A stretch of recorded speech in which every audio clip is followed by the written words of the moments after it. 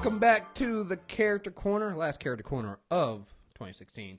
It's Chris here and D-Palm, and we're here to do part 2 of our Teen Titans Character Corners, and it'll be the last Character Corner of 2016. Before we get into that, I just want to say, one, Merry Christmas, because it's probably going to come out either on Christmas or a little bit before Christmas. We're recording it like a week before that, but we're trying to spread the content a little bit. Happy holidays, whatever you celebrate, or hey, just happy don't go to work on Monday day. Right? Yeah. So there's that. I know we've already talked about what we're gonna do for the next Character Corner, but I know 2016 has been a really good year for us, man. Like I did that thread on Twitter where I kind of went through some of my favorite Character Corners we've done this year, man, and we've done a lot. It's crazy. Until you put it on that thread, I was like, yeah, we haven't done that many Character Corners. And he started listing. I'm like, oh, shit. And then you did the Wally one at the end. I was like, we did start with Wally. Holy shit. Well, yeah. I mean, like, here's the thing. We've done 30, and only 2 of those weren't Character Corners. Like, I think 2 of them were interviews. The interview you did with James Robert, the last one, and then there's one the doctor did with the guys who did the Tuskegee Airs. Yeah. There's 28 Character Corners we've done on characters, man. Since I guess it was, we didn't start with Wally. Wally was second. We started with Ant-Man. We started with Scott. That's what it was. Because the movie had just come out in July. So July 2015 is when we started. So we've done 28 Character Corners, non-interview Character Corners, man. Like, that's a lot, man. I don't know what to say. Like, it's a lot of reading we do, man. Like, I'm not gonna lie, for this one, I pushed it to the limit, man, because there's a lot of reading for this. I got a Character Corner for a combo book club for Fables that involved like reading 30 issues of Fables, and I've pretty much done that and most of the reading for Teen Titans in the last 2 days. Well, this one is like the same way I tell you about the X-Men. Like, we don't need to. Like, anytime we want to do an X-Men, you give me 2 days notice and we're fine. Yeah.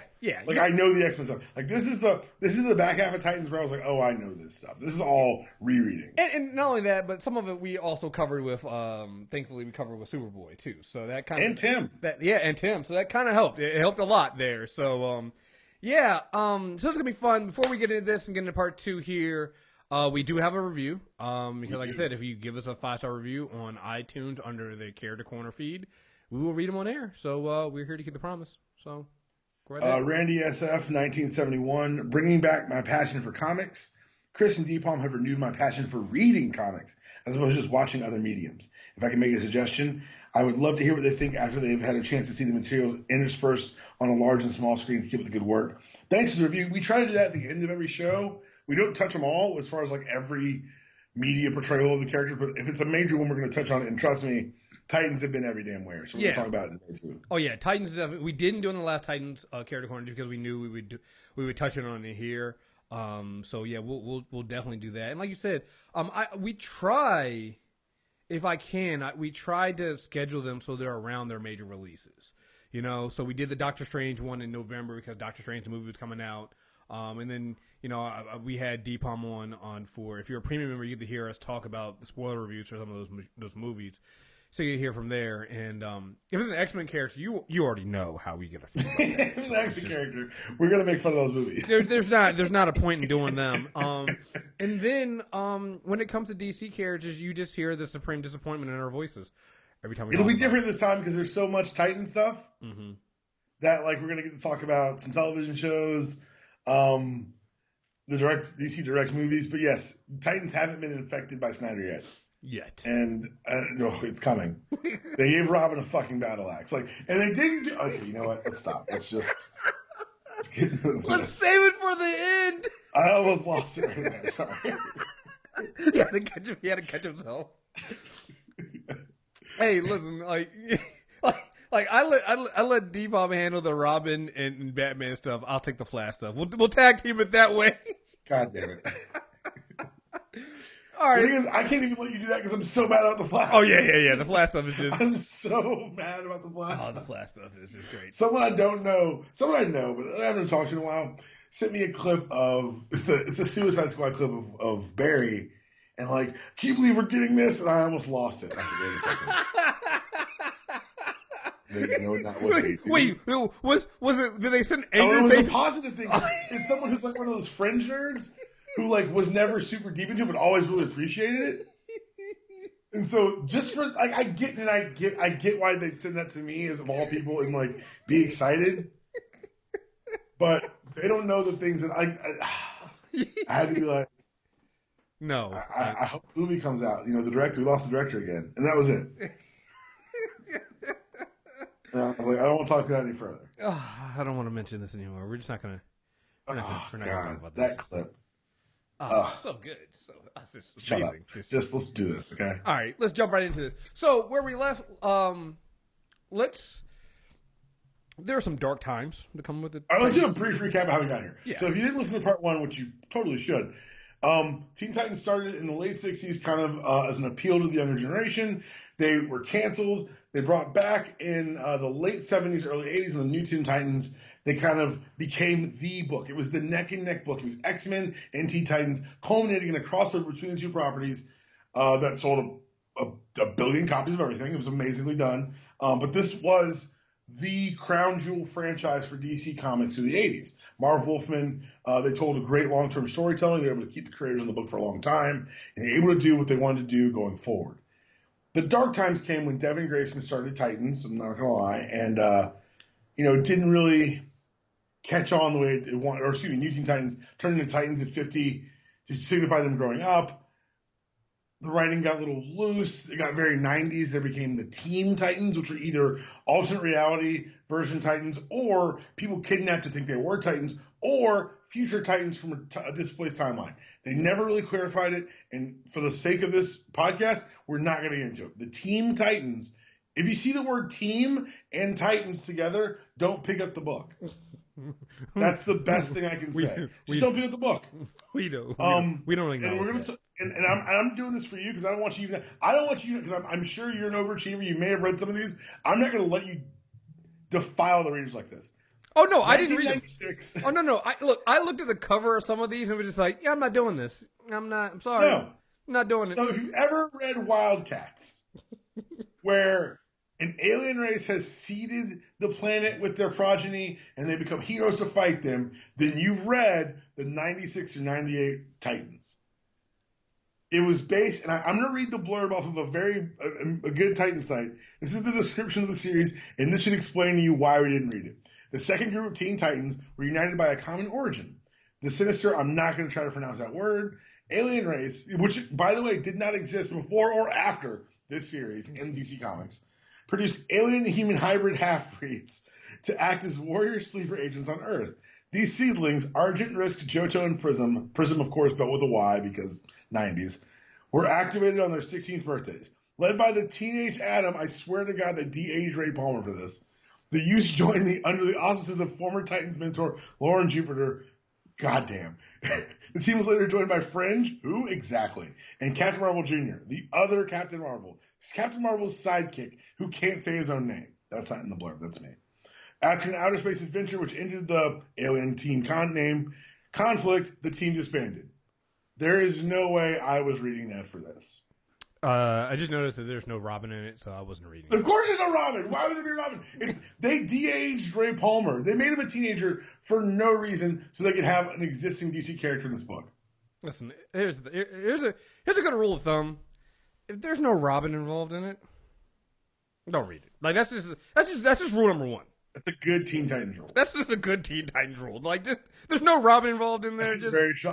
I can support every bit of that rule, with a slight caveat when we get to the new stuff. Well, yeah, I know. Of my complicated feelings about Damian Wayne. Yeah, I know you're not a fan. You're not a Damian fan, so it's fine. I'll explain it. I totally not understand. Just being a curmudgeon. I have reasons. You know what? We'll get to it later. And I've only read the first issue of that.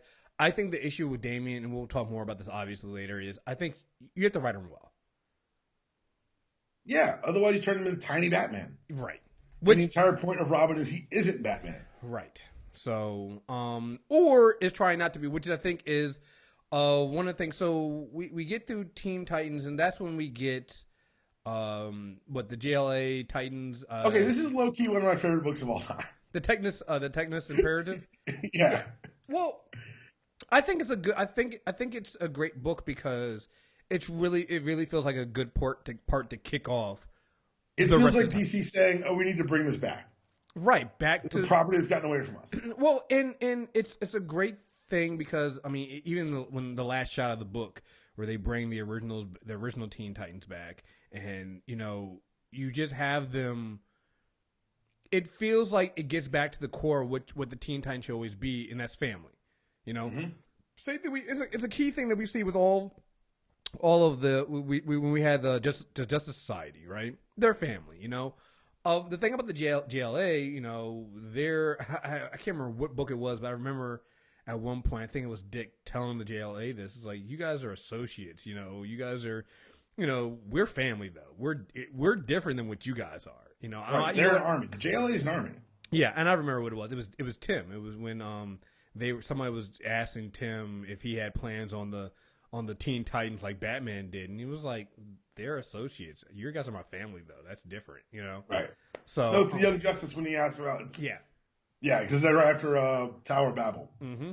So, but yeah, no. The Technis imperative is again, this is my first time reading it, and it's a good way of DC does this thing where they go off the rails.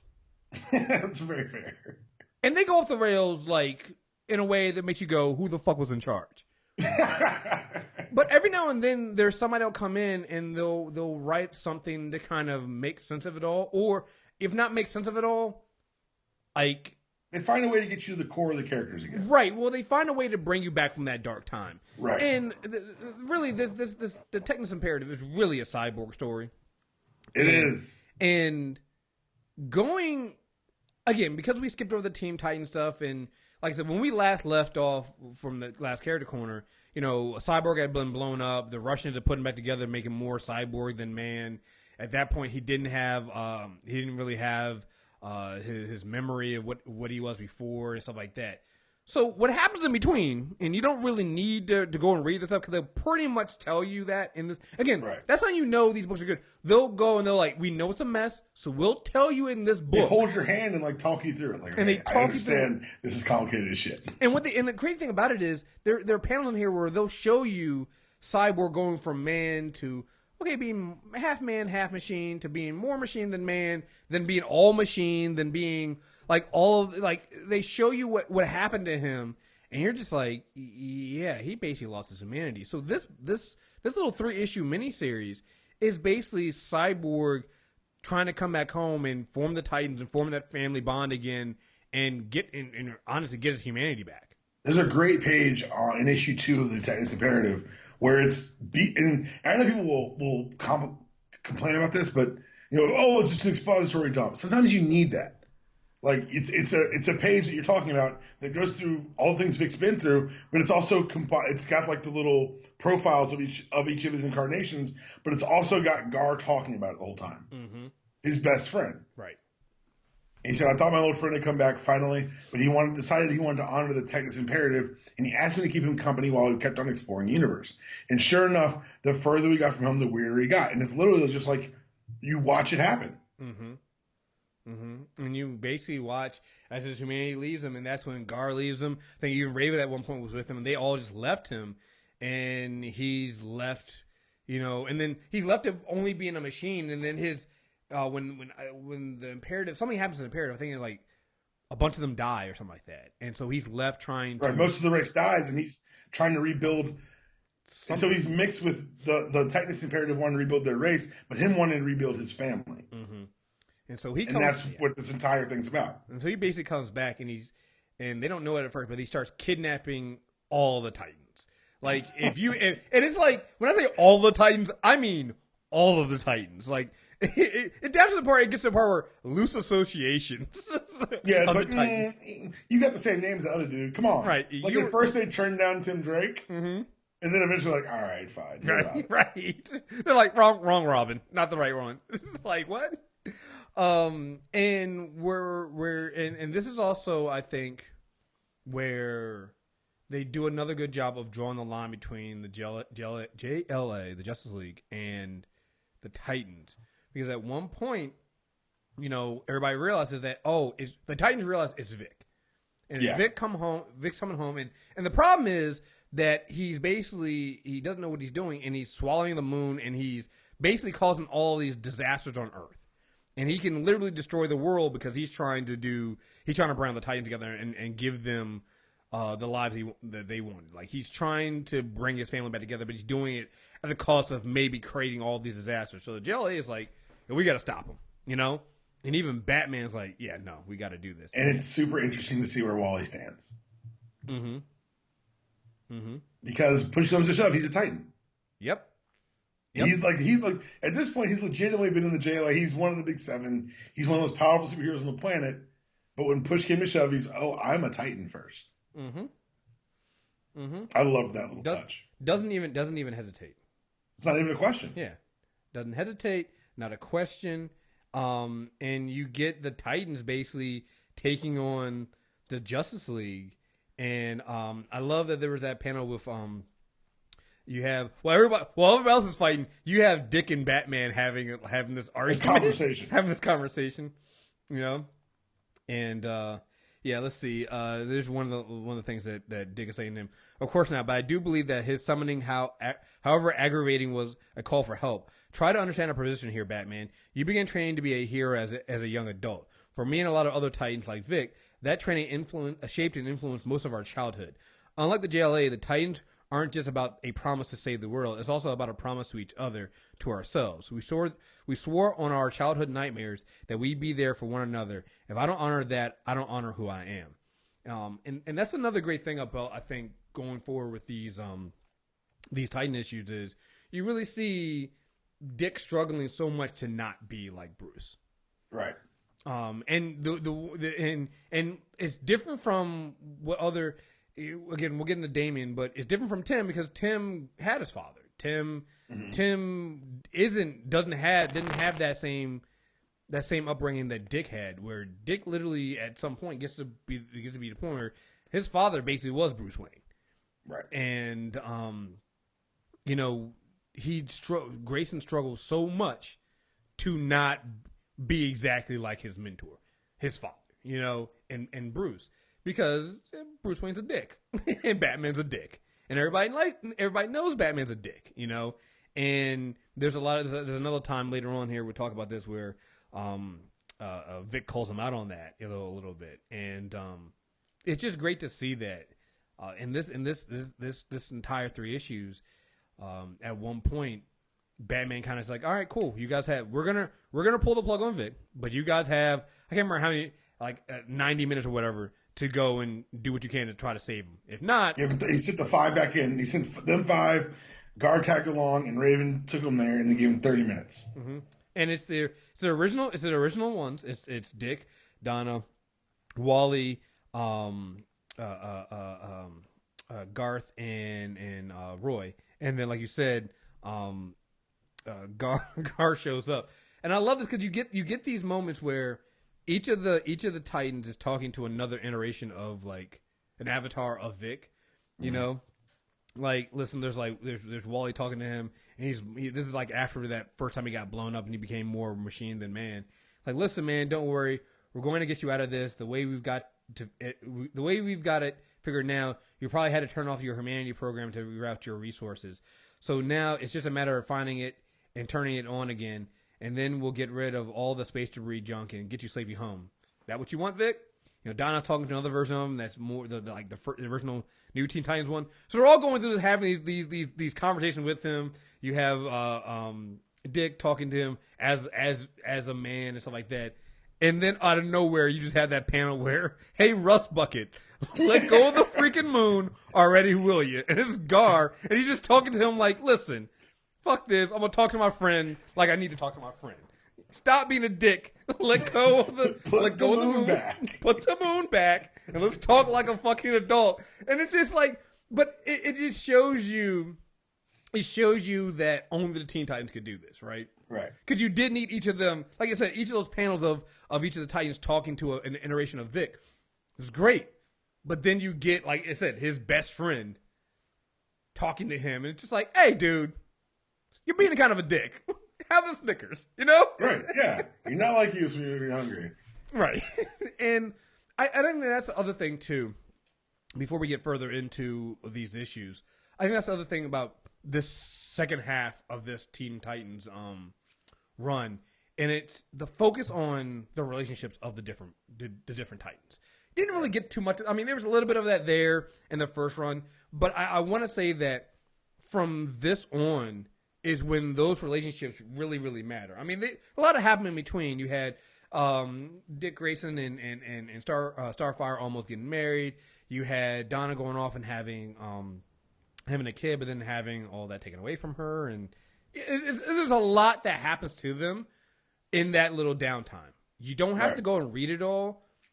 It'll be told to you later on throughout this stuff. But it's important to know and see these relationships grow because again, it's one of those things that it does affect the team, you know. And I think that's a little bit different than some of the other teams you see. And the writers that handle this team the best, that handle this franchise the best, are the ones that don't say, "Oh, you need to go read this to understand why they're feeling this way." No, they let their past experiences inform their current actions without saying like, "Oh, you need to buy these 3 tie-ins." No, man. Donna lost her husband and kid. That sucks. It happened. It happened. I think in Darkstar. Maybe I forget even what happened. Yeah. But the bottom line is, if you're reading this book, they don't just say, "Oh yeah, by the way, she lost her kids at one point." They show you the impact. Like even the very end, like which is one of my favorite panels, is after they freed Vic and the original 5 are both like, "Oh, we may be stuck here. We could die here." And then all these nice talks. And Green Lantern shows up and says, "Donnie really should return my calls because they used to date." And you get Roy saying, "No offense to anyone present, I consider you family and all that yada yada. I ain't dying with anyone until I tuck my daughter in for the night." Yeah. They don't say like, "By the way, Roy has a daughter." No, it's just like, "Hey, that's something a father would say." It's like he's the only one of them who has kids that's alive. Sorry, Donna. Right. You know, it's like I said, that panel right there at the end of this with the original 5, holding on to Circle in space, not knowing if they're gonna get out of this. I mean, it is great. You know, it's just one of those touchy moments, and it matters. You know. Yeah. And the same thing with the end of the book when it shows they put the first set of statues, which always get destroyed. The first set of statues that show the original 5 together and their older version standing in front of them. So yeah, I mean it's a great thing. So you have that, and then that goes into I guess it goes into the Titans, right? It goes into Titans and it's kind of a sideways launch into Young Justice too. Right. And so Devin Grayson co-wrote and co-plotted Titans Imperative, and then she wrote Titans. She was also writing Nightwing at the time. So Titans opens up with them each Titan picking each of the 5 original, picking someone else to be in the group because they've all got their own lives. They can't be there all the time, and so it's very interesting to me to see kind of the growth of it from there. Right. And this also going back to what I was saying about relationships, and this will be key. I'll mention them now, and we'll go through as we cover some of this stuff. There's obviously Robin and Starfire. There's Arsenal and Wonder Girl. We'll deal with that. Wally and Raven. Then there's like just the bromances. There's Beast Boy and Cyborg and Wally and Dick. You know, and there's some of the ones from Young Justice. We'll get into them. We've kind of covered some of those before, but we'll get into those. But those are the ones that I think really matter because you see these relationships as you go, especially through that first 20 issues of Titans. Oh yeah, it's a relationship book. Yeah, it really is, and it matters. I mean, even down to the fact of there's a panel at the very beginning when Wally's trying to get, because Dick is like, "I'm not doing this. We're not forming another team. We're not doing this. It's going to end badly. You're not going to do it." In his defense, it does always end really badly. Right? Yeah, he's not wrong. And then Wally tells him, "You need this. Don't stand there blinking at me, Grayson. What do you want? A mission statement? Fine. My mission is to keep you from turning into your guardian. Batman may be a loner, but you need a family around you. You'd really join another team just so I could have a social life. You'll never last. $10 says I'll stick it out longer than you do." And that's Wally saying to Dick, "I'll stick around." And that $10 bet comes up twice later on. Yep. And I was like, "Oh, that's Oh, that's funny. That's a nice way. It feels like you're reading like about friends. And yeah, so they put the team together. They bring in so it's the originals is Robin, Flash, Arsenal, Wonder Girl. Was Garth there? Yeah, Garth was there. So he's now called Tempest. Cyborg. We'll get into Cyborg a little bit later about why Cyborg is on there, and it's a very Batman thing of Dick Grayson to do. He did grab the moon. I'm not saying it's wrong. I'm just saying that Vic wasn't entirely wrong when he said to Dick after that. They bring Starfire, Argent, who we mentioned in the Team Titan stuff. I think was that the same Argent? She's the one. No, she's not from Team Titans. Okay. It's from the Roy. It's from the Ray Palmer Titans. The Adam Titans. Okay. So, but they bring her in, and you don't need to know about the Roy Palmer stuff, so it's fine. No. Damage, who we covered a little bit in GSA, and Jesse Quick is brought in as well. Was there anybody else they brought? I thought there was a couple others. I think that's it. Okay. Well, they eventually bring in more people, but that's how it starts. That's how it starts, and they start off with going up against Hive, which I thought was kind of funny too. Yeah, it's almost like the Titan signature piece. Mm-hmm. It's Hive and Deathstroke. And I love how they were just like, wait a minute, we just formed the team like an hour ago. Like, why are you guys here? Like, fast and annoying. My favorite thing in those first few issues is they form the team up. Superman shows up, and he's like, at one point Dick is like, okay, he's just here to see what's going on, and then he's like, yo, I don't know, he's trying to help us. He's like, why is he around? So at one point they're off and they're fighting Hive. They've gone to this base, and Dick jumps into this crevice, and somebody. The rest of the new Teen Titans are kind of freaking out. The old team is just like, nah, he's fine. he'll work it out. That's just what he does. They're like, no, we gotta go save him. Like, no, he's fine. There's a teammate. We gotta go. No, trust me. If he needs our help, he'll let us know. He's fine. But at the same time, he's talking to Superman. He knows only Superman can hear him. And he's basically telling him, it's like, listen, hey, I know you're here, you're worried about it, stuff like that, but let us do our stuff. Like you said, we're a new combo, but we're good. And we need a chance to pull together and recognize one another's strengths. The second that happens, we'll turn into one of the finest teams you have ever seen. One perfectly capable of handling stuff like this on our own. So that heroes like you can take care of other emergencies without worrying about our safety. At least that's my opinion. If you agree, even a little, then please consider giving us some room. We won't feel abandoned. We'll feel trusted. I'm sure you have more important things to do than babysit us. And with all due respect, I can't remember what he said after that. I want to say he said, we don't need you or something like that. But yeah, and at one point, Superman kind of stops, looks around, sees the Titans are actually doing okay, and they're working as a team, and he leaves. But it kind of goes back to that whole thing of how the Teen Titans are able to operate without having the JLA breathing down their necks. Right. So they need this, They need their separation from they need to be out of the shadows of just being a sidekick. Yeah, if you're just the sidekicks, then you're inherently not taken seriously. Mm-hmm. And they continue, and we'll talk about it when we get to the true relaunch of Teen Titans. They continually prove that we don't need to be watched. Mm-hmm. Mm-hmm. The other thing in this little run here that kind of reminds me, because it'll get into volume 3. We covered most of the Deathstroke stuff in the first part of this. Deathstroke's arc in this, I'm not saying he's sympathetic, but I'm just saying, God damn it, he goes through a lot, yo. They kind of torture Deathstroke.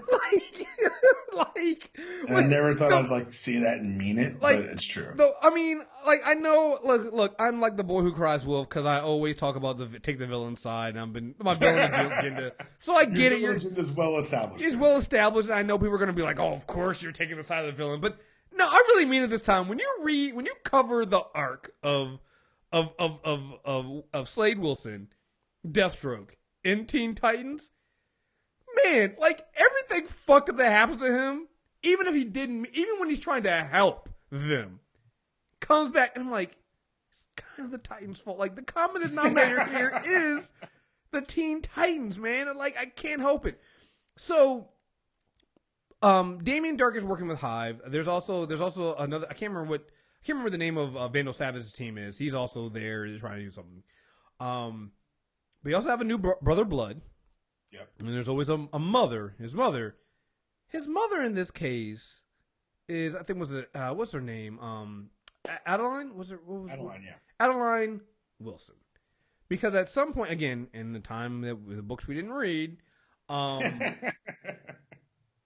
she gets a transfusion from Slade, who also got an upgrade from Cheshire, which, again, just... like I said, DC will muck it up. They eventually clean it up usually. Right. But they definitely like to muck it up a little All bit you first. need to know is that she got a transfusion from Slade, and that passed on his immortality to her. So, Vandal's after her blood. She's being used by Brother Blood and them and Damien Dark. And so, at one point, she's cut and she's drained of her blood. And, Slade is like, hey, he's trying to save her and stuff like that. Starfire incinerates her because he's like, she's pretty much dead, and we can't let her blood be used. And she basically fries her. It's an occupational hazard. But again, you're right. If you want to say this is the Titans' fault and say Slade Wilson's got a point, this is a really good piece of evidence. I mean, I'm just saying that, like, cause even Dick is like, Star, you shouldn't have done that. Like that. Yeah, but you can say it and like it can still be true. But like, we're here now. Like, she did do it. I mean,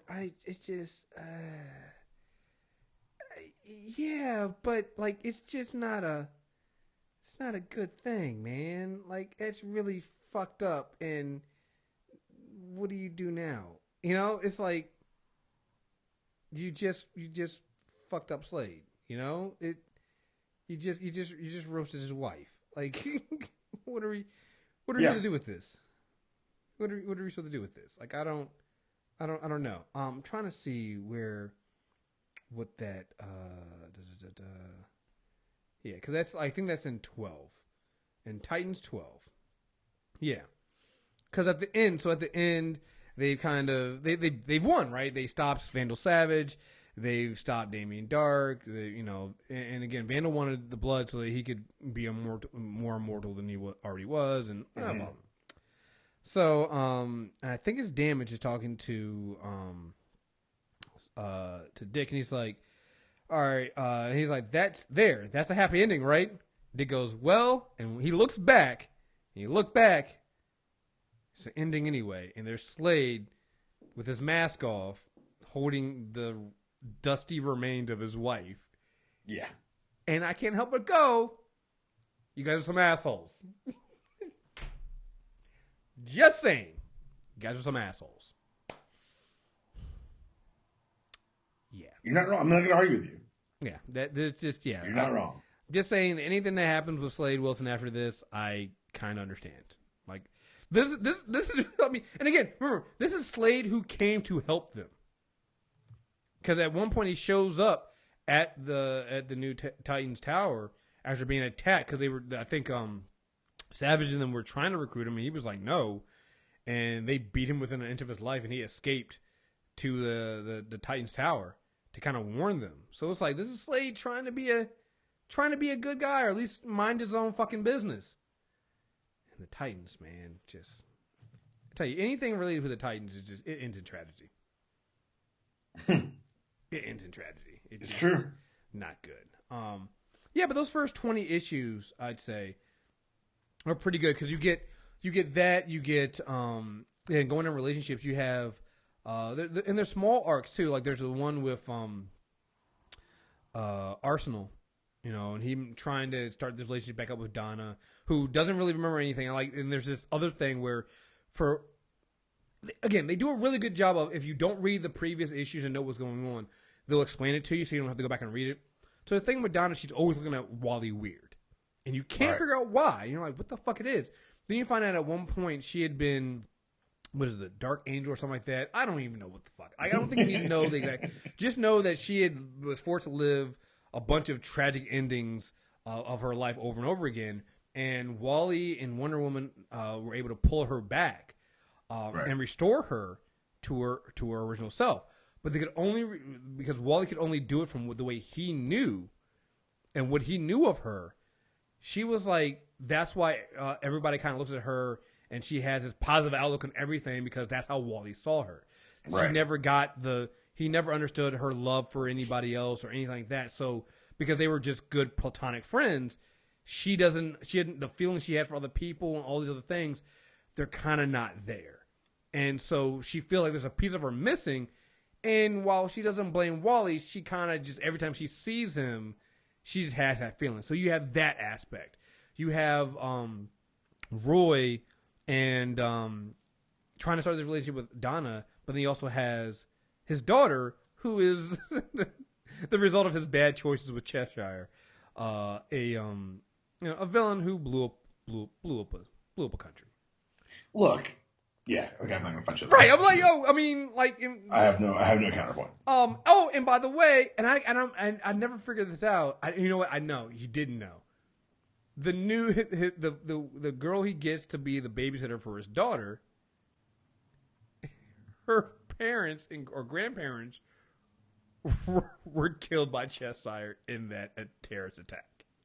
So that leads to some other shit. You know, it's just there's all these little interpersonal relationships that happen in these books. And I'll be honest, like that first, I think I read some of the issues after that.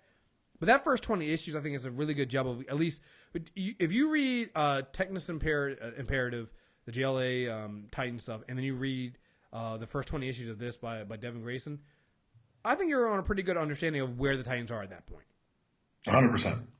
You know, I think you do. I think you get a very good. And again, there's a lot of stuff there. There's a lot of good writing. They you see. I think is 20 the one? 20 is the one that has the really good Cyborg issue, right? Yeah. Because at some point, there's another. Let me see if I can find that. For me, at the end of the day, is a lot of this feels almost like a Cyborg. I know it's obviously a Titans book, but it feels like a very much a Cyborg story. Mm-hmm. If you trace the story arcs from JLA Titans all the way through to issue 20, it is. It's a lot of growth for Vic. Right. Because again, remember when after they put him in this, I don't even know what it was called, like this type of material that, and it makes him gold, and this is when he's basically, he's got a human form, but it's not like human, like it's just gold, and so he clearly doesn't look like he used to look, you know. And right. You have him struggling with, I can't remember the name of the woman that the only woman he's ever loved, and she's moved on with somebody else. Charles, Dr. Charles, Sarah Charles. That's the guy's name, I think. Was that the woman? Oh, she married and became Sarah Charles. What's her name originally? Go ahead, sorry. Yeah, so it's just, you know, but like you said, it's a very, it's a very Vic oriented story, because you see him struggling with the fact that, hey, people also don't trust him. He almost destroyed the planet. Yeah. Not his choice, not by design, but yeah, you almost did it, dude. So come on. So you have this, and I can't remember what issue this is, but this is where at one point Dick calls a meeting in a room that nobody's ever been in. It's basically the yelling out room. And Dick has some things to say, and he tells Vic, let's see, I'm sorry, Vic, I was trying to protect you. The JLA wanted to have you kept under watch at Star Labs. I thought I could give you that sense of family you were searching for and watch over you at the same time. You're a large part of why I finally agreed to reform the Titans. And Dick had reached out to put his hand on Vic's shoulder, and Vic removes his hand. Funny, I thought you reformed the Titans so that we could make sure you didn't turn to him. And by him, they mean Batman. which is such a good burn. It's 100% true. I thought we were making sure you didn't turn to him, which shows just how much these guys talk to each other. Because initially it felt like that was a Wally Dick conversation. No, that was a that was a conversation. They all was like, "Hey, we need Dick to come in here. We need him not to be Batman." So, but then Dick's not finished, right? With he then pulled. What was it? Because we covered this in the Wally West. What was that new? Was that Wally from the future? What was that Flash? That was an alternate Wally where Linda died and never came back. Okay, yes, yeah, so this alternate Wally has shown up onto the Titans at this time. Which is, by the way, one of the little things DC did over the years that I loved is that when they replaced Wally in his book, he was replaced everywhere else. Yep. So he says at one point, Dick's like, "We looked you on the team in good faith, wanting to believe that you were still the same old Wally West we used to know. But you changed drastically, and when we were fighting Tartarus, I hesitated in battle because, look, I'm sure you mean well, and I appreciate what you're trying to do, and we'll help you however we can. But I think we all have questions about you, and as long as we do, well, the team thing just isn't going to work. Now you can go, and you don't need to come back. And if you really were Wally, you'd owe me $10." It's true. Yeah. I mean, it's But that's how it goes. I mean, you got a lot of this. You have a lot of these relationships they get broken, they get remended. But at the end of the day, it's just it reminds you just like a family, right? Yeah, that's exactly what it is. Family has problems. They go through some shit. They come back. But I think the other thing too that makes the Titans always come back is even when their lives outside of the Titans are fucked up, they always know they can come home. Like there's at one point where I think they find out Argent finds out that her foster parents are helping Vandal Savage, right? You know, and are help shipping some of the Velocity 10 drug, you know, and she ends up turning them in, you know, and telling them this is what we got to do, and realizing that she can fall back on the Titans as being her family, you know, and yeah, it's that kind of stuff in there. That is good. Like I think later on, I think it's in Titans when the real Wally does come back. Jessie wants to quit the team because she feels like she's redundant. So that's when Wally goes over to Dick. It's like, I think I can make her stay. And he goes and he's like, how are you gonna do it? And Wally pulls out that $10 bill and it's like, I got other things to take care of, man. You won, you know. She needs this more than me right now, you know, and you guys ever need me, I'm there. But it's like you get that dynamic between all these characters there, and that's such a great example. It's one I was going to talk about too. Is that's why it feels like a family. That's why I looked around, looked at the landscape, and said, you know what? She needs this more than me. It means more to me. I founded this, but right now in this time, she needs this. And he walked away. He stepped away, which was big of him, and I thought was great for the character. Can you talk about Young Justice? Yeah, let's go into Young Justice. Let's talk about Young Justice, because I know a lot of people hear the name Young Justice, they think of the fantastic animated series of which we're getting another season soon, or I guess like probably another year or so. But they've announced that they're putting the money behind it. They're going to do it. This comic book series is so much damn fun. It really just is a fun. It's a fun book. It's just from the beginning, from them stealing the name of the first issue is Young Just Us. Yeah. Like that's a really interesting decision. Like it opens with a bunch of sight gags. Like the first 3 pages of the series are sight gags. Yeah. It starts off Robin, Tim Drake, Impulse, Bart Allen, and Superboy, Connor Kent. And as you can imagine, like it really is kind of, you think about it, they really are the younger versions of their older selves. Like it makes sense. Like just the way that they act and stuff like that. Like you can see it. Like we'll get into, I think, what is it called? The sins of the youth. Sins of Youth, yeah. Sins of Youth. We'll get into that one, but I find it hilarious that at one point the Justice League gets de-aged, right? And I found it hilarious that there are certain Justice Leaguers who all they turn into younger selves. They don't really they start acting immature and kids.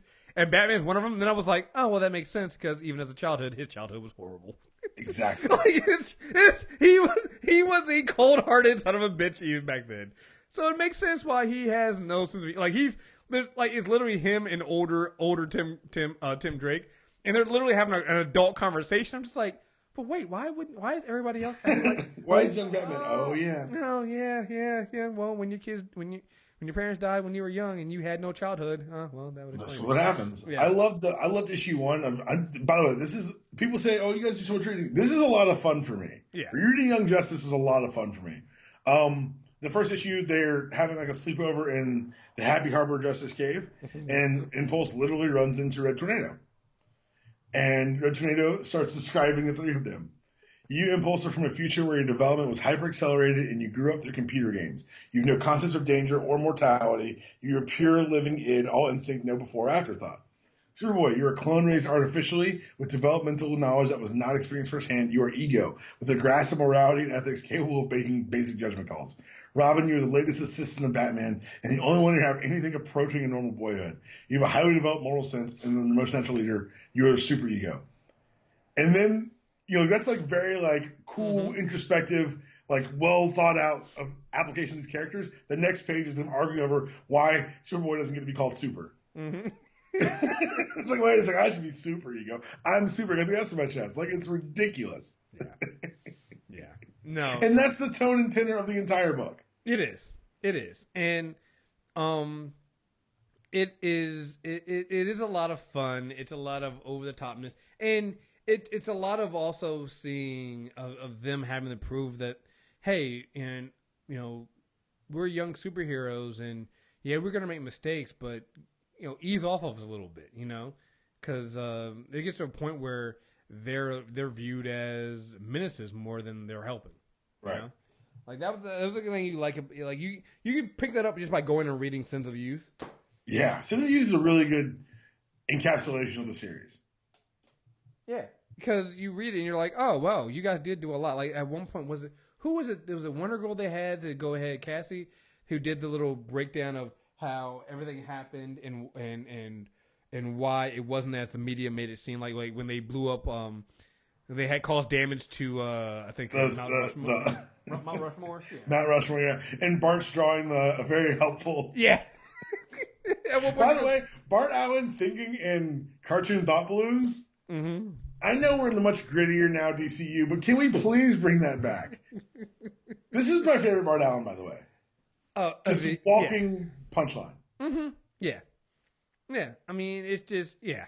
There's a lot of, yeah. Yeah, his drawing, they were good drawings too. Yeah, he's very, very talented. And she pushed him away at one point, knock it off, Bart. Yeah, it's like, we don't need the drawings. We don't need the drawings anymore. Stop it. Because at one point you don't know is Bart doing them. You just see the drawings there. Yeah. We're just like, who's doing the drawings? All right, whatever. And then it's Bart. You see Bart's hand holding one of the pictures. Right. No, next thing you know, she's like, knock it off, Bart. You're like, oh damn it. Yeah, no, yeah. I love this series because it's so lighthearted, but like you said, it is serious. It's about the kids growing up. It's very much like a very 90s take on the Teen Titans idea. Mm-hmm. But like even to the point of like Robin not being pictured with the team ever. Mm-hmm. Like he's like, I can't. I think it's the rules. I think it was a good reflection of the DC. Like people are like, what was DC like in this year? I'm like, oh, just read the Young Justice issue or the Young Justice around it. Mm-hmm. Yeah. Like yeah, it'll get dark, it'll get weird, but like Young Justice is a pretty good reflection of where everything is. Yeah. You got me thinking now. Yeah. The I can't be seen with the team thing with Tim. It's so good because he's always, like you said, he's always working in the shadows, and he's always like. And people are like, "Oh, those shadows just hit me." Right. Wait, did the shadows just say "ow"? Like what's going on? Yeah, it's really great. So yeah, again, we the first three, obviously the founding members were Robin, Impulse, Superboy. When you bring in Wonder Girl, Cassandra, you got Batgirl, Cassandra Cain, Arrowette, Empress, and Secret. I think that's pretty much everybody, right? Yeah, you get some more people floating in and out, but that's mostly it. That's mostly it. And again, there's some serious moments in here. I read. We did Sense of Use. I didn't get a chance to read World at War. I know you said Okay. they had some impulse stuff in there. Yeah, You want? it's kind of where the first time, especially in this series, they let Bart grow up a little bit. He develops a new power where he can use the Speed Force to send these Speed Scouts out to kind of recon a place. And it's the first time they're on a pocket. And this is like the Worlds at War was like a massive DC comic book crossover where basically a sentient planet was coming to destroy the Earth, and they need to go to Apocalypse to get help. And then Bart sends up these Speed Scouts, and one dies, and it really messes up Bart. And you'll notice that even as we go forward, and people talk about he never uses the power again. Mm-hmm. And it's interesting to see like trauma, like I don't know, affecting the characters. It's for something that is done. Like I love Todd Knox's art, but a lot of the complaints about him is that it's a little cartoony, which I actually enjoyed. I thought it fit for the book he was writing or drawing. Mm-hmm. But especially the Worlds at War stuff, it's heavy. Like it feels like these are kids at a war. Like at one point, like they've got Bart, they're torturing Bart, and he just curled in the fetal position. Yeah. And it's something just so. And then you've also got like all the stuff with Secret. Like there's a lot of heavy themes in there, but like at the same time, they package it in a way that is very much lighthearted humor and very meta humor. They're a way to get like I think it's Peter David wrote most of it, and Todd Knox drew most of it. And at one point, Robin walks into to where I guess they're living at the time, and Superboy and Impulse are complaining about their favorite comic books getting canceled, when in reality their actual books have been canceled. And Robin walks in, they start glaring at him. I was like, "What's wrong?" I was like, "Nothing at all." Mm-hmm. It's just like that's such a little meta thing that like you wouldn't see other characters acknowledging the cancellation of their own books. Right. Right. Yeah. Yeah. It's a really nice, fun read. And then I guess we go into graduation day, right? Yeah. Which, yeah. Not fun. Look, man, like, kids gotta tie into the first arc of Teen Titans. Kids gotta grow up, yo. Yo, maybe kids should be heroes. This is the first time I'm like, yo, maybe Deathstroke was right. Like, maybe kids shouldn't be heroes because graduation day, man, that's a rough read today. Graduation day basically is the end of Titans and Young Justice. An android from the future comes back, which pays off in issue 25 of both books, I think, of both books that spin out of this. And they kill Donna again. And Lilith, but no one really, I mean, come on. No one really gave a shit. I like how they, well, I don't even like it, but it's funny when they even say at the end, like, there was a small funeral for Lilith. Yeah. I'm like, good God, yo. Donna's funeral. I was like, yeah, like Wonder Woman was there, like everybody's at Donna's funeral, but Lilith was like, oh yeah. And Lilith got the pop-up box, like, yeah, no one was there. And Lilith died, like, got her neck snapped by, like, a Superman android. Like, God, yeah, man. Graduation's fucked up. Yeah, man. It's, whew. Yeah, man. It's, like you said, and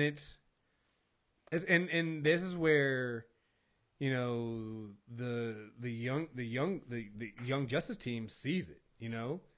They see that, hey, maybe this shit isn't, you know, we're laughing and we're joking, but maybe they all quit. Yeah. Maybe this shit isn't quit being a team at the end of graduation day. And it's, like you said, it's gravity. Mm-hmm. It made the Young Justice Adventures, which actually, people will decry that series and say, oh, just about, you know, it was gags. Well, at one point, Bart quits being Impulse. Like, it's heavy things happen. Mm-hmm. Like, Superboy's entire identity comes into question. Right. He struggles out the entire book, especially after he loses his book to do it in. But that's the launching point for Outsiders, which we're not going to cover on this podcast. Right. But also Teen Titans Volume 3 in 2003. And I want to, before we get too far into this, you and I have done these, 28 of these actually, because we counted earlier. I think I speak for both of us that if you say that we get trusted creators on a book and give them the space to tell their story, you're going to be blown away. Oh, absolutely. And we always see that, like you said. Because this Titans run, from 1 to I think it's about 42, is just Jeff Johns and Mike McKone telling you a story. Mm-hmm. And let's just start with issue 1, because that's one of my favorite, like, screw, like, specific similar issues. This is one of my favorite comic book issues of all time. Mm-hmm. From the jump, there's like, here's the story. It opens with Superboy's first day of school. Or that's not, it must not be the first day of school. Superboy going to Smallville High. Like, when you leave graduation day, you leave Connor Kent. I think he was living in Metropolis at the time. It's like a Superman's building. Mm-hmm. And they've in the space between, they've got him with an identity. They've got him living with Ma and Pa Kent in Smallville, and you've got him absolutely hating it. Yep. He's ditched the spandex for a t-shirt and jeans, which is an interesting choice. But I don't know, the whole thing, they take, and it feels, and I'm looking at the book now, it's only 32 pages. They get so much done in those 32 pages. Yeah, you basically have, and this is something interesting because, again, we talked about there's sometimes rift between the GLA and the Teen Titans. In this one, you basically have the GLA members basically coming around being like, there needs to be a Teen Titans. Like, they need to. Even Batman's like, because I think Tim kind of pushes back and it says like, oh, you want me to train more? He says, no, you need your friends. Yeah. He's like, I have the panel right there. Like, they're in the. I love the fact that Batman and Robin are so good at their job. They're literally having a serious conversation as they take down criminals. Was it like Tweedledum and Tweedledee? Yeah, I think so. Yeah. Yeah, they're like, yeah, man, we gotta look at this. Like, we can have a real. We can talk. He said, are you free? No, I can talk. I'm not busy. Matter of fact, it's not even Batman. It's Batman just standing there watching Tim Gray take them out. Right? It's like the Titans are Nightwing's territory. What's he say about all this? He knows, doesn't he? I'm guessing you think it's a good idea. You think, and I love how, again, this entire time, this is Tim talking. Batman hasn't said a word. Not a word. You think I need more training? You need to be mentored some more? No, Robin. I just think you need to see your friends. You know? And that's what we get. They all show up at the tower, and you get that everyone gets welcomed, and Robin appears out of the shadows because he's Robin. Right. But then you see Cassie push away Bart, and Gar says, this is a bit uncomfortable. Mm-hmm. Because the last time they were all together, Lilith and Donna died. Mm-hmm. Mm-hmm. Yep. And I love that Bart's the only one who's like trying to be normal. Mm-hmm. What's with everyone? Right. Yeah. We have a hall of the fallen people. All right. It's like literally a hall of all the people that have died, except for Jason Todd. You really should just put why wouldn't you put a statue up? Just do it. Just be done with it. I mean, when was he a Titan? Very shortly. It was a very short time. Yeah, it doesn't count. Tara got a statue. She did some good. And some bad. She did some good. Bad. She was a Titan longer than Jason was, wasn't she? Probably. Yeah. We also get a great hook at the end of the issue with the email. Mm-hmm. And that's one of the things I love about Johns is he's able to seed his plot with things like, yeah, we're all going to be interested and excited because it's a Teen Titans book and it's got Cyborg and Starfire and Gar and all these new characters from Young Justice. It's like it truly feels like a relaunch because it's not like a DH Titan and a bunch of characters you've never heard of before. I'm going to continue to bag on that shitty book.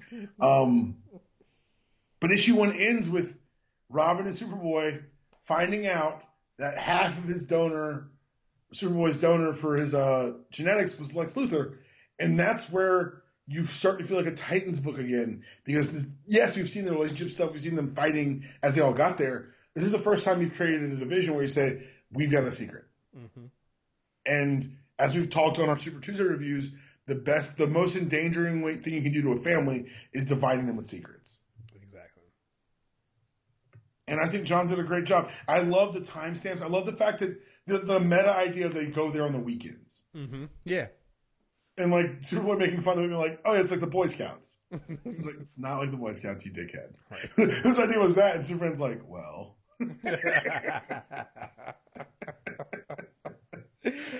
Yeah, I mean, Cassie still goes to school, you know. But again, you know what it is? And credit John for this. It goes back to the original, almost like the original thing of the Titans when they first started. Yeah. You know, they were still going to school. They were still even the new Teen Titans. They were still doing that. Like they kind of got away from that.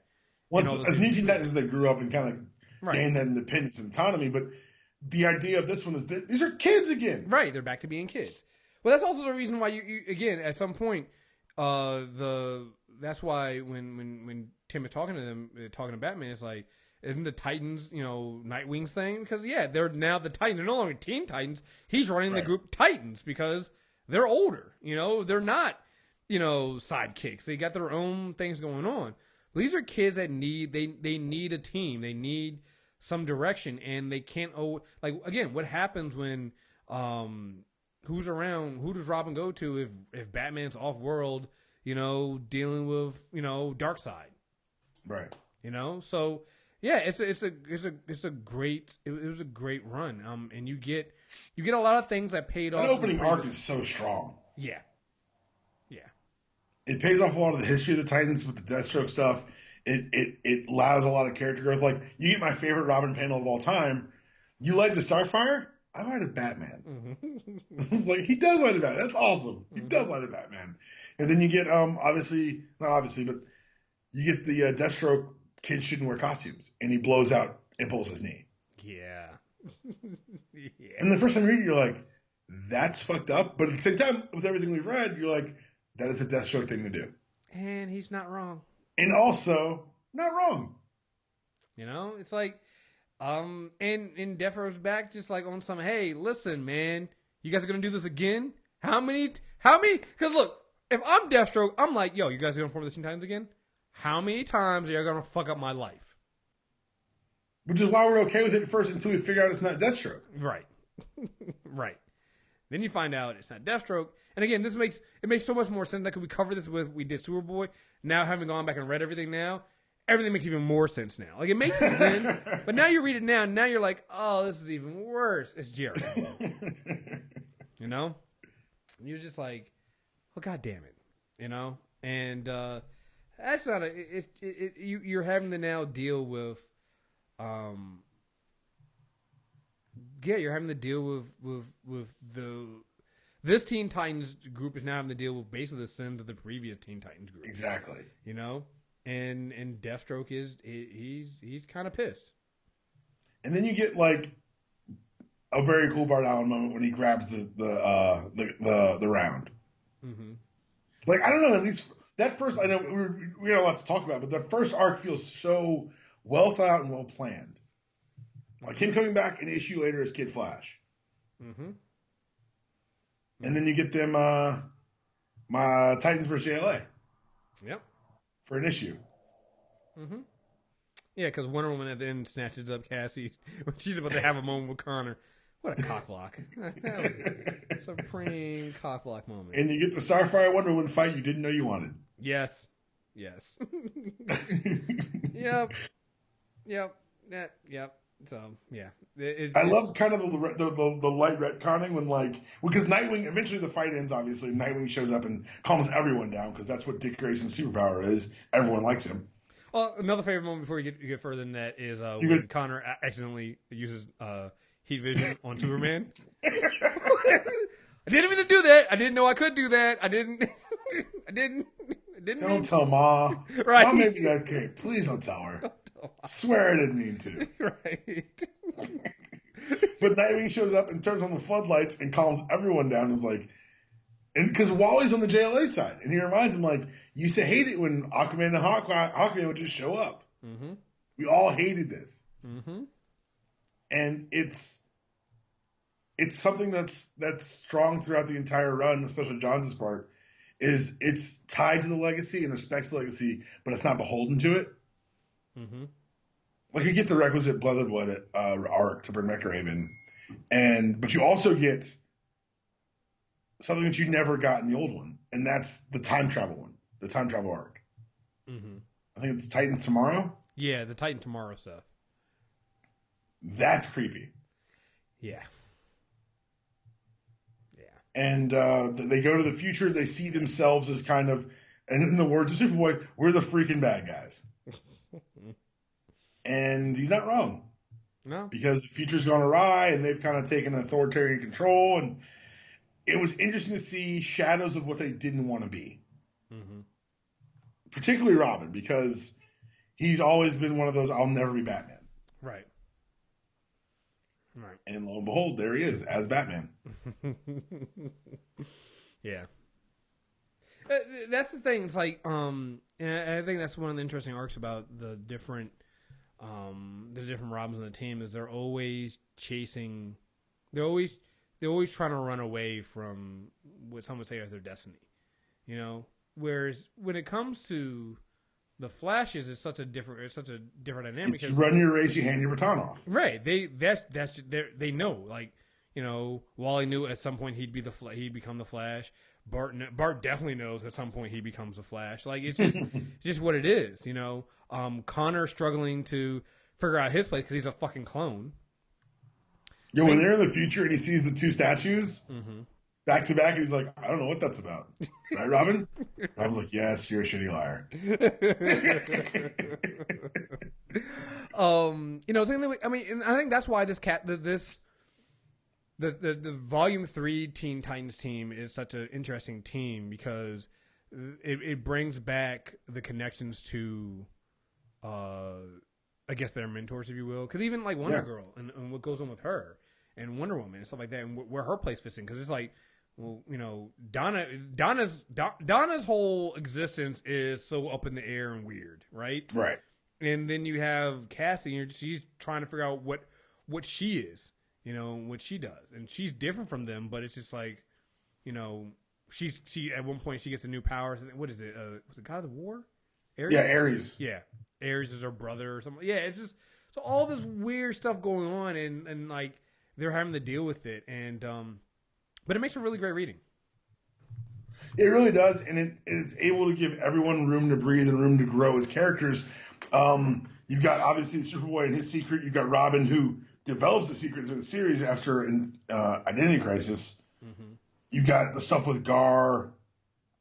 They don't really advance Starfire or Cyborg story that well or that much, but obviously we got Bart becoming Kid Flash and kind of struggling with that legacy. It's something where everything felt natural and slow and progressed, and then obviously the shadows of the things they saw in the future.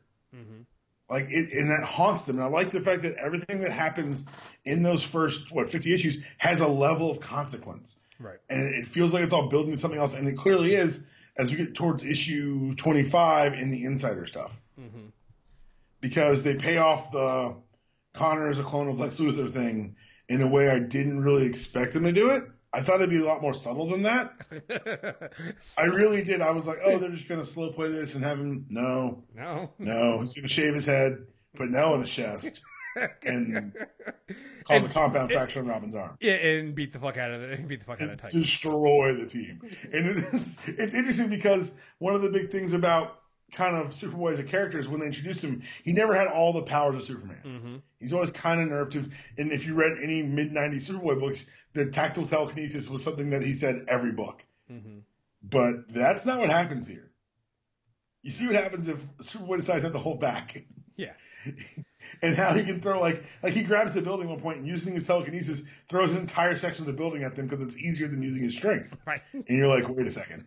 He tears that panel of him tearing Cyborg apart, which is like foreshadowed because I think in issue 2 or 3, he sees him taken apart, doing his maintenance. Mm-hmm. And then he puts his hand at him during this fight and just wills him apart. Yeah, I mean... He destroys Cat. Like, it's brutal. Right. It's a brutal... And even though it wasn't his fault, it has a lasting impact on him. Especially because the legacy of the Titans is we've always got traitors. Mm-hmm. Yes. Someone's going to turn on us. And this is not the first time, but this is a time where it was kind of out of that person's control. And I really enjoyed issue, I think it's, let me see, is it 26? Where Raven visits him on the farm and asks him if he asks if he has a soul. And it's a great little crash course in the history of Superboy. Mm-hmm. But at the same time, it's a great way to see the character moving forward and not getting... They were able to dip their toe in the darkness of him being a tool of Luthor without it turning into a 2-year Dark Superboy saga. Right. And then you get you get that arc again. You can read listen to the Superboy character corner, get more on what happens with him there. But you get his ultimate sacrifice, if you will. But again, goes back to the whole theme of, hey, kids shouldn't be superheroes. Yeah. And it's a deeply impacting moment on the team because, again, Connor's basically one of Tim's best friends. He's Tim's best friend. He's Tim's best friend. He has the relationship with him and Cassie.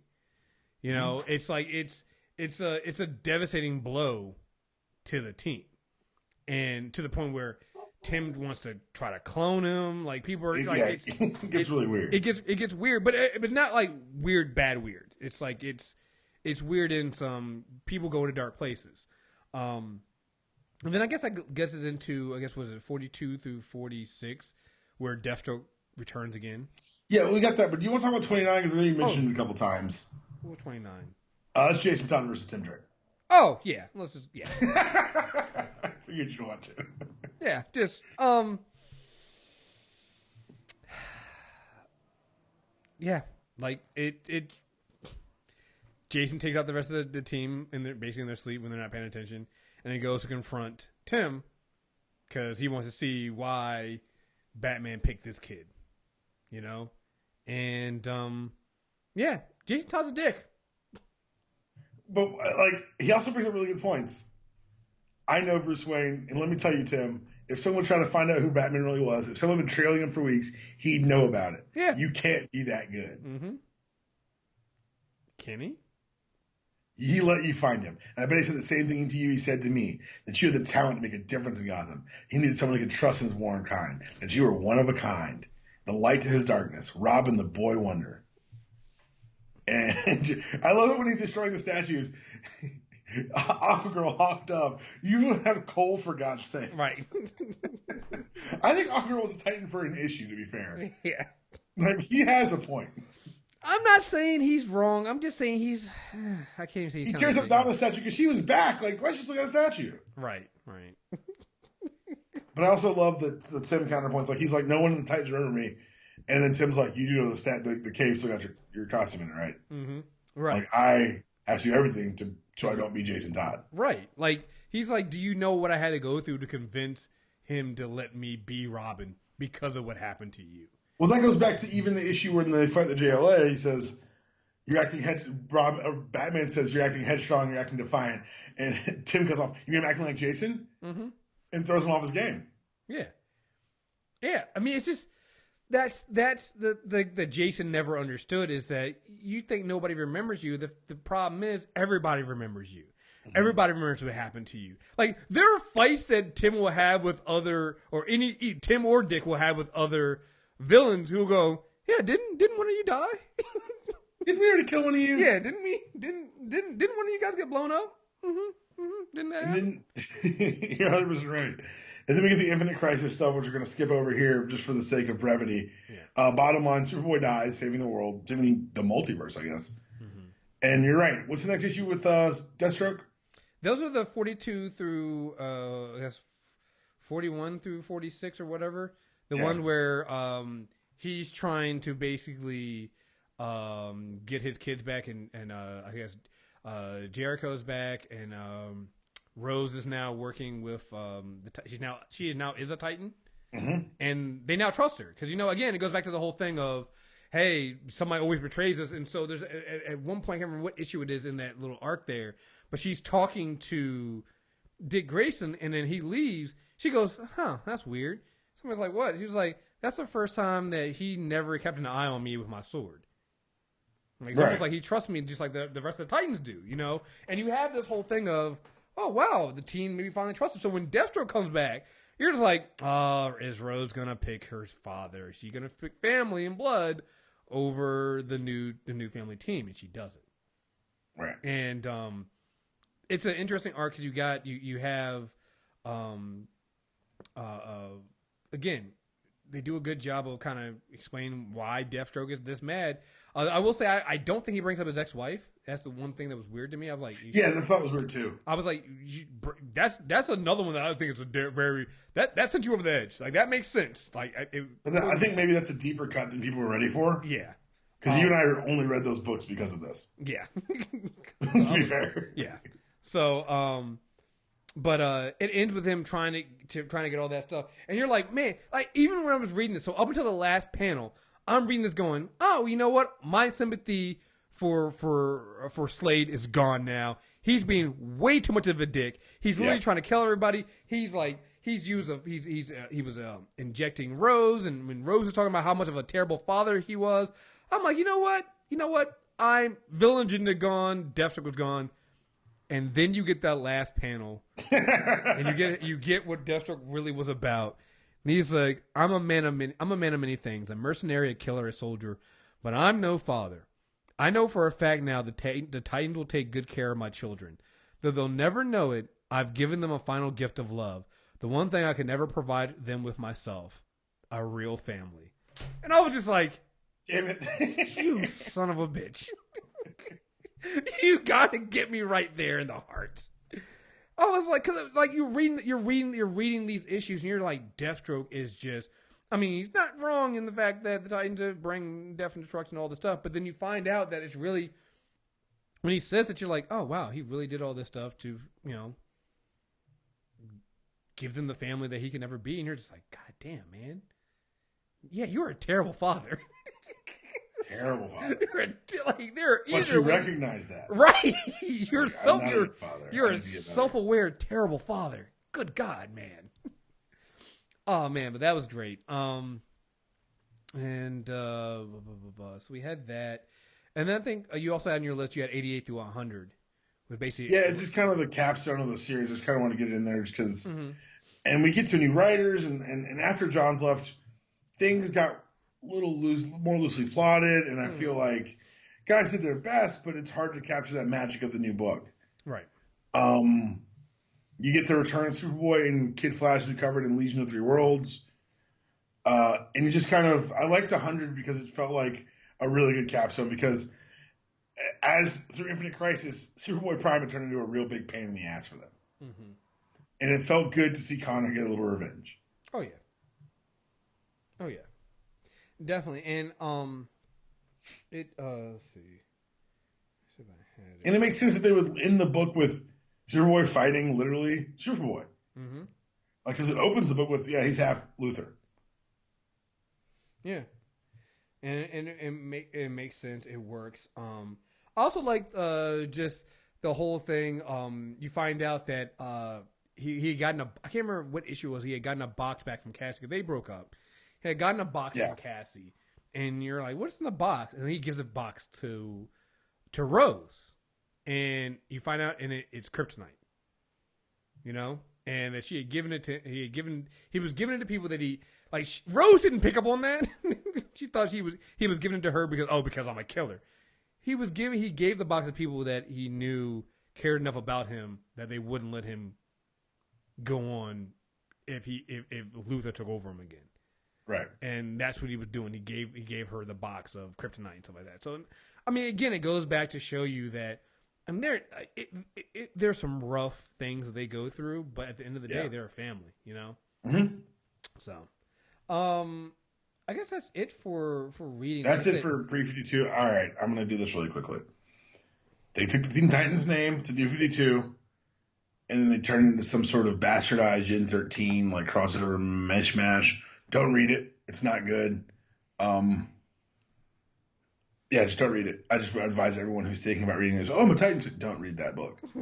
It's a bad book with bad writing and bad everything, and it will not awaken the echoes of what you think you're trying to get to from reading the things we just covered.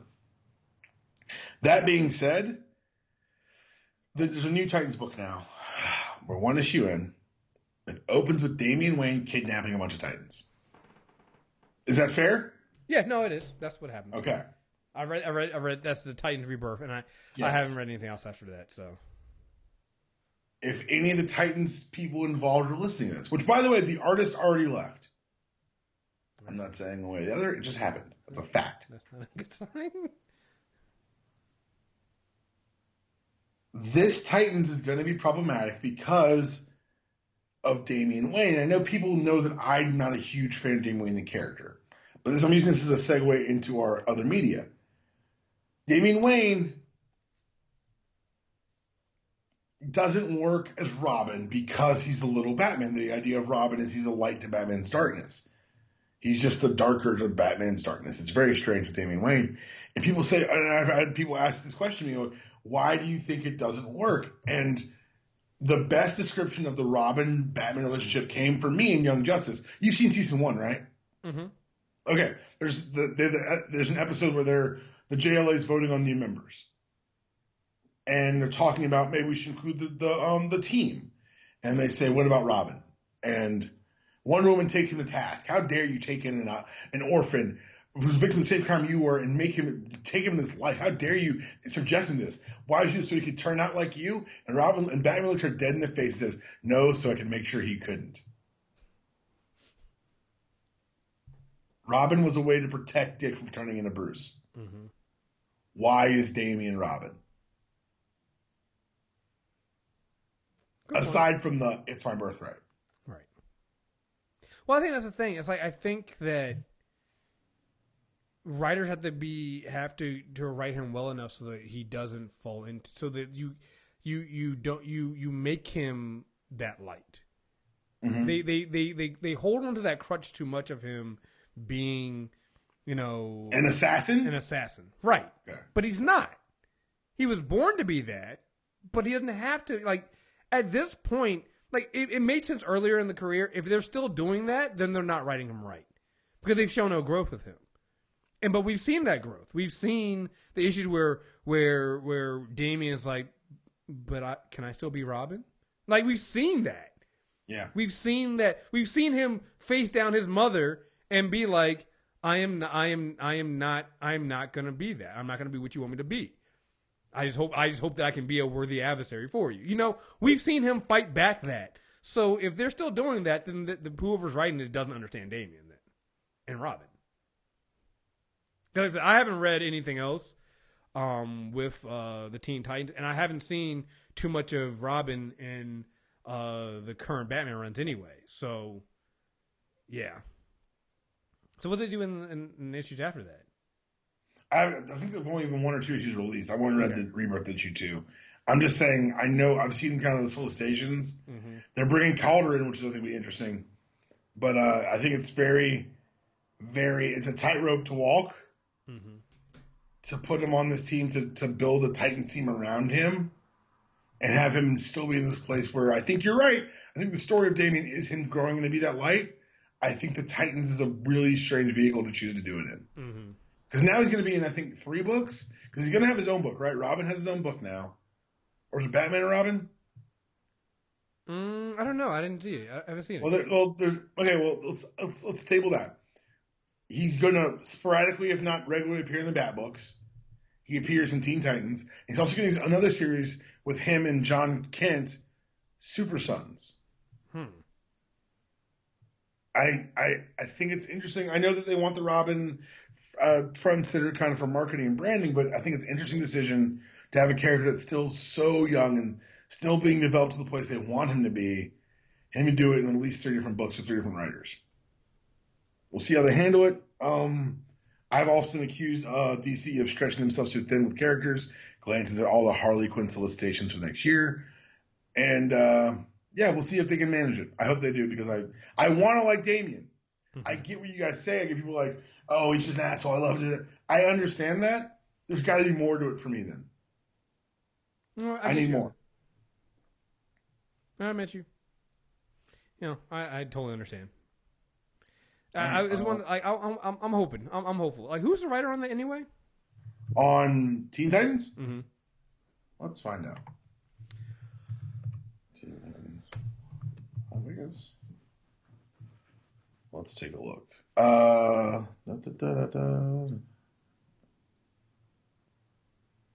I have no idea. I can't even find it right now. I'll find it later. I'll find it when we're done. All right, cool. You want to talk about other media? Yeah, going into other media. Well, I guess we'll start with Young Justice, because that's what everybody's. That's what everyone wants to hear about, Young Justice. It's an animated series. It's only got 2 seasons. The third's coming out on Netflix. Have you finished season 2 yet? No, I have not. I'm behind. Okay, that's fair. I'm not going to spoil anything. No, you can spoil it. No, I'm not. At this point, I kind of know what happens anyway. Because I've seen people talk about it, so it's fine. You can just talk about it. It's fine. Okay, so the series opens up with it's early, I guess, in the teen sidekicks timeline, It's their first time being brought together as a unit.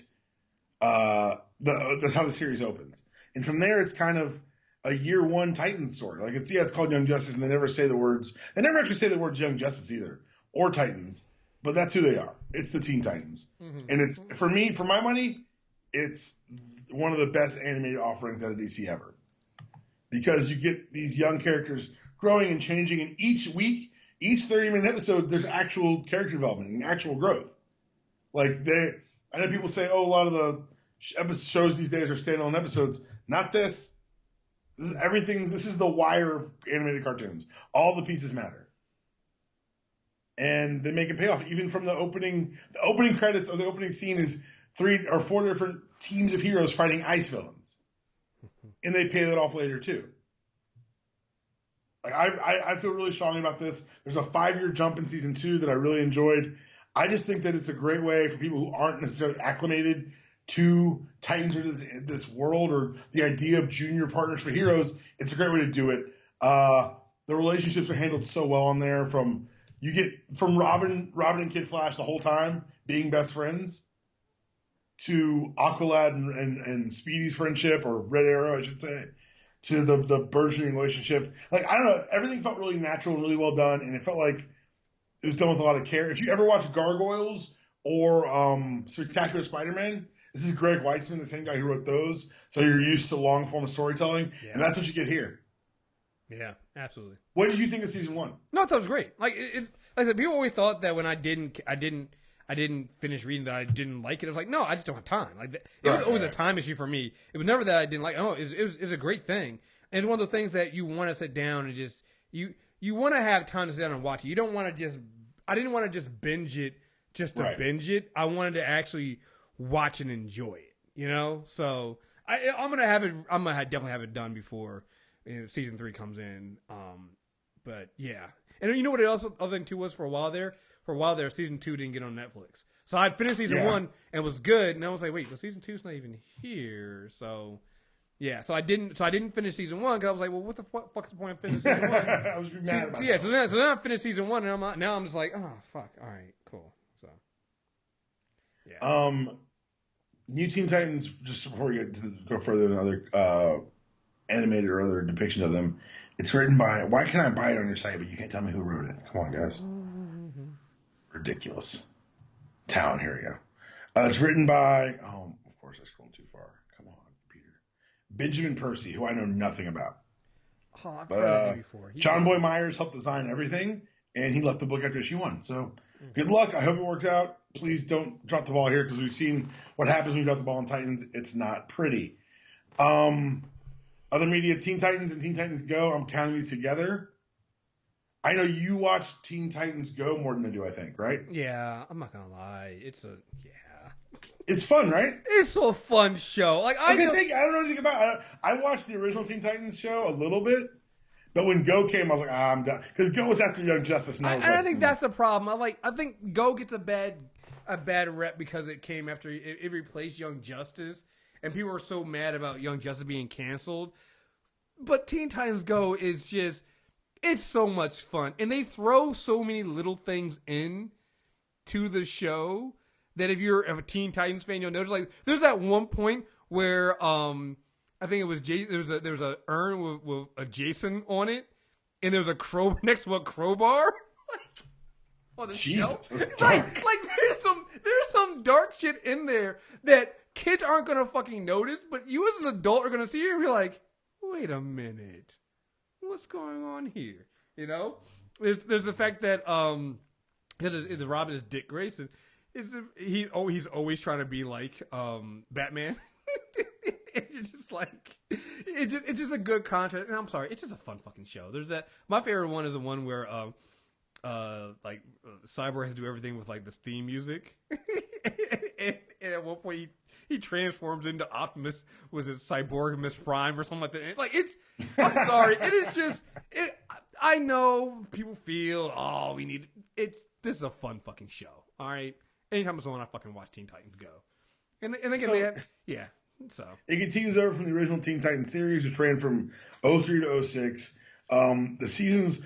And this is very much like more cartoony art, but I think it's less cartoony, obviously, than Teen Titans Go, and obviously more than Young Justice. But it was also a great way to season 2. The entire season 2 is the Judas Contract. Mm-hmm.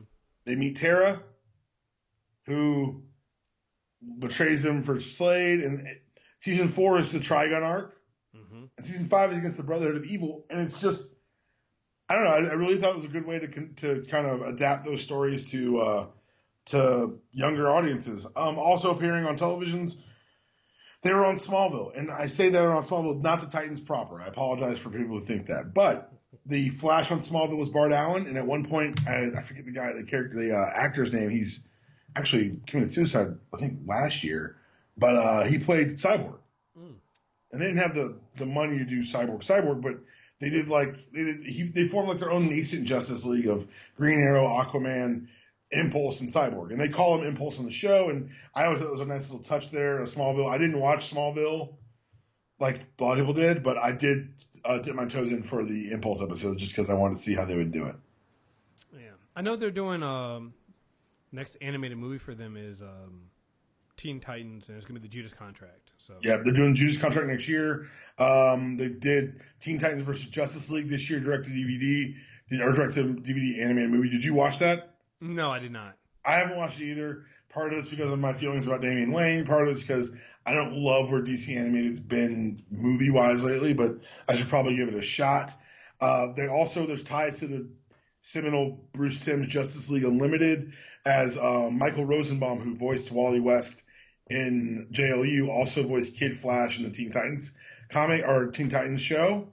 And at the same time, I think there's two episodes where Speedy shows up and he's voiced in the very same character design as his Teen Titans counterpart. Nice. So those are like little ties that aren't official, but they do appear in those things. They appeared in some 60s, I think. It's the 1967, 68 Superman, Aquaman Hour of Adventure. There were Teen Titans segments that had Speedy, Kid Flash, Wonder Girl, and Aqualad. They were out there. It happened. And that's basically all there's been obviously the rumors of live action Titans on TNT eventually got canceled. They said Jeff Johns has stated that they have plans for Titans in the future, which I really hope doesn't mean film. They appear briefly in New Frontier at the very end during the JFK speech, which if you haven't read New Frontier, go read it and then go watch the movie. It's just a great, great story. And I think that's mostly it.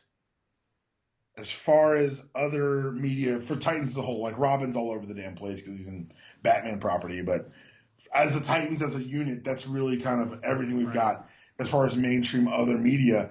And I, for one, really, really, really hope that we get a decent Titans television show, like a live. I would love for someone to do it right. And if you just look, I'm just saying the current landscape of CW, we've got Miss Martian. Mon-El is a non-flying Superboy, maybe like Young Justice.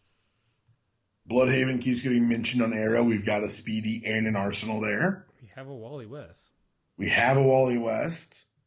I'm not saying they have to do Titans.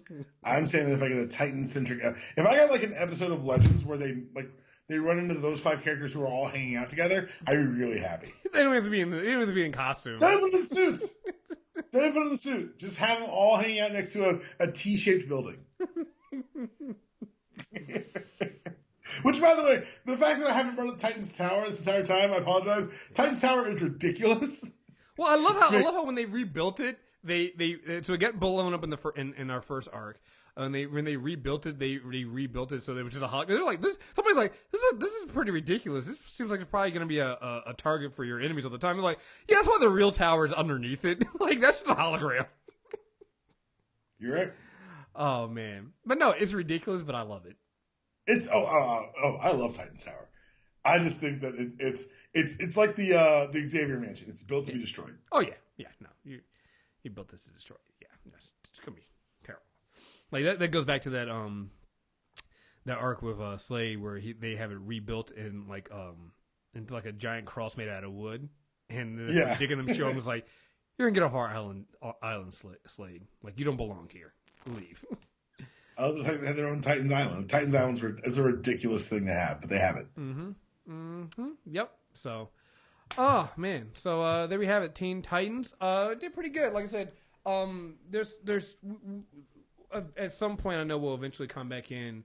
Maybe we'll do because we cover mostly of the Titans themselves. Maybe at some point we'll come back and cover some of the loose villains that are tied to them at some point because we didn't really cover too much of that. But I think if you notice an overwhelming Deathstroke theme, there's a really good reason. Yeah. Which is also why, again, after listening to these two-parters, you'll also be wondering why Deathstroke's in the Batman movie. Yeah. I don't know. Yeah, at this point, I've gotten to the part where I'm now like, yeah, no, he has to be a Teen Titans villain. You can't. Right? Everyone's like hyped for Joe, whatever his name is. I'm like, Yeah, because it's like... I mean, you can do it, I guess, but... I mean, because you know what it is? You don't make it personal. That's why I think Deathstroke worked so well when they did him on Arrow. You made it personal. You know, there's a personal connection there. Like, what's the personal connection going to be in the Batman movie? He's a mercenary? Okay. Yeah, he's been hired to take down Batman. Like, what else? With Teen Titans, it's like, oh, well, no, he's had 2 kids that were killed. His wife was incinerated by a Titan, and his daughter is now joined the Titans and considers them more of a family than he is. I can kind of see why he might be not the Titans might not be his favorite people. He has all the reason. You know what? Because I went into this feeling like Slade's a dick, and no, Slade. He's not right, but he's not wrong. Right? Yeah, he has valid points. Let's hear him out. So let's hear him out. Let's hear Slade out. All right, man. We got anything else we want to say about this? No, this is not released recently, so I'll do my plugging on my show later today. All right. Yeah. So there you guys have it. If you guys, this will probably be one of the last shows we have. We'll have a couple, maybe 1 or 2 more for 2016. Guys, thank you guys very much. I mean, without you all, the MTR Network would not be where it's at right now. Your support on the Character Corner, Super Tuesday recaps, the Insanity checks, unanimous decisions, and the premium network, everything we do. That's why we're able to do this, because your support. So, thank you very much for that. And I hope that in 2017 we can keep bringing out there. I know the next one we're going to do in 2017, I guess it'll be in January, we'll be doing Kitty Pryde and Colossus. So man, yeah. There's gonna and like I said, these X-Men ones, I can do X-Men right now. Yeah. X-Men, I'll read, I guess, if I have to, but I got that. Yeah. So that's gonna be it, and then we'll figure out where we go for. Oh, well, we already said it. Well, that's probably gonna be a comic book club, Hellboy. We'll figure out how to do that. We'll figure out how to do those. So, but guys, again, thank you guys very much. Enjoy your holidays, and until next time, we're out of here. Peace.